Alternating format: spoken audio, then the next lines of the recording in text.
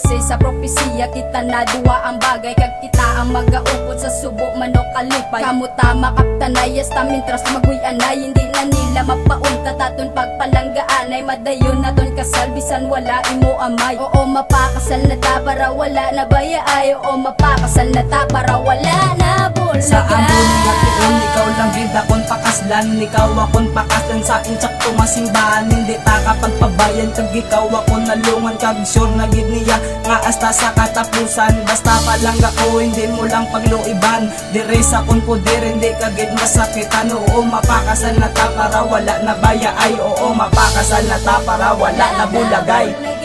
Sana ang magaupod kalipay manok subo pagpalangga. Oo, hindi na ni magbago. Salit lang sa kon. Promisa ko di na magbago. Proposal ko para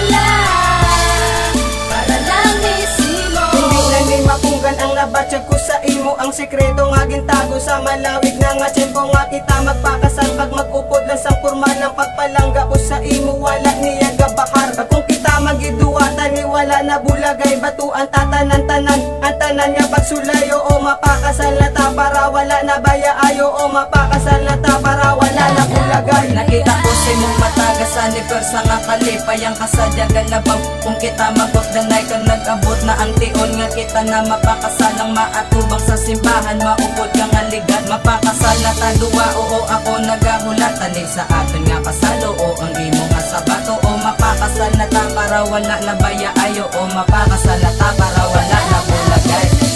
Sana ang magaupod kalipay manok subo pagpalangga. Oo, hindi na ni magbago. Salit lang sa kon. Promisa ko di na magbago. Proposal ko